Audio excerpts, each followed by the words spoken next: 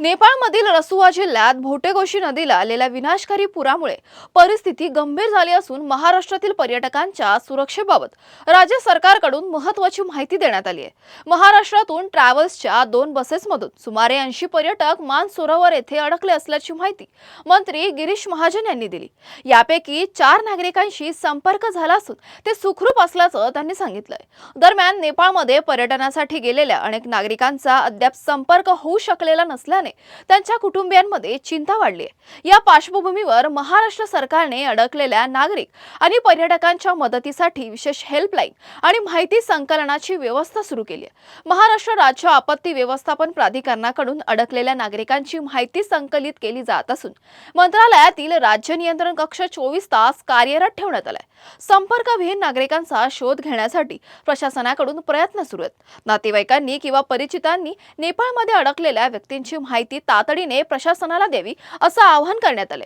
यासाठी toll free helpline क्रमांक 1070 तर राज्य नियंत्रण कक्षासाठी 919321587143 हा क्रमांक उपलब्ध करून देण्यात आलाय। दरम्यान नेपाळ पर्यटन महामंडळाच्या माहितीनुसार संपर्कविहीन पर्यटकांमध्ये भारतीय नागरिकांची संख्या ही मोठी असून 133 भारतीय पर्यटकांचा समावेश असल्याची माहिती समोर आली आहे। त्यामुळे नेपाळमध्ये अडकलेल्या महाराष्ट्रातील नागरिकांचा शोध आणि त्यांच्या सुरक्षिततेसाठी राज्य प्रशासनाच्या प्रयत्नांकडे आता लक्ष लागलं आहे। आपण बघितलं असेल काल नेपाळ तिबेटमध्ये अतिशय दुर्दैवी घटना घडलेली आहे। कशा पद्धतीने अर्थक्वेक झाल्यानंतर त्या ठिकाणी महापूर आला, त्या ठिकाणी लँडस्लायडिंग झालं आणि त्यातून पूल असतील, गावं असतील, हायड्रोपोनिक असतील, अतिशय विदारक पद्धतीमध्ये त्या ठिकाणी वाहून गेलेले आहेत। आणि त्यामध्ये मग सध्या मानस सरोवरला लोकांचा त्याचा ओढा मोठा आहे आणि आपल्याकडचे सुद्धा महाराष्ट्रातले काही पर्यटक त्या ठिकाणी गेलेले आहेत। रिचार्ड टूर्स ट्रॅव्हल्स कंपनीच्या 2 गाड्या त्या ठिकाणी आहेत। त्याच्या माध्यमातून ते मानस सरोवरला पर्यटक गेलेले आहेत। ती माहिती आमच्यापर्यंत आलेली आहे। 4 जणांशी संपर्क झालेला आहे।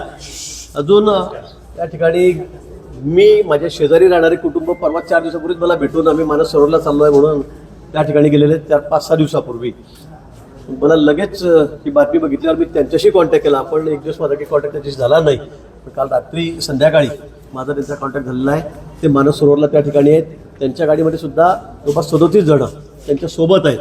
आता ते कुठले आहेत याची मला कल्पना नाही, कारण मुंबईत सगळे एकत्र मिळून टूर कंपनी सगळे त्यांना आयोजन करून मग ते आंध्रचे पण आहेत, साऊथचे आहेत, इकडचे आता मुंबईमधून किती जण गेलेले आहेत याची मला कल्पना नाही।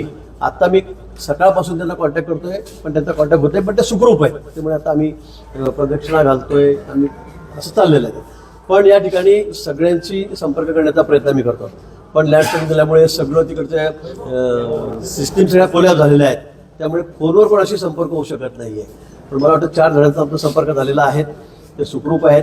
पुढचं सगळा शोध घेण्याचं काम आम्ही त्या ठिकाणी करतो आणि आम्ही सर्व जिल्हाधिकाऱ्यांना कळवलेलं आहे की आपल्याकडे सगळी माहिती संकलित करा, कोण कोण कुठे कुठे गेलेलं आहे, त्या भागात फिरायला कोण गेलेलं आहे, पर्यटन करायला कोण गेलेलं आहे, त्यांची सगळी माहिती जमा करण्याचा आम्ही प्रयत्न करतो।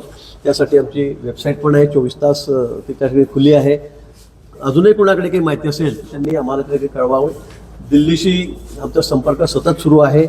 24 तास आम्ही अलर्ट मोडवर आहोत। मला वाटतं अजून कोणाकडे काही अतिरिक्त माहिती असेल तर ती निश्चित आम्हाला द्यावी।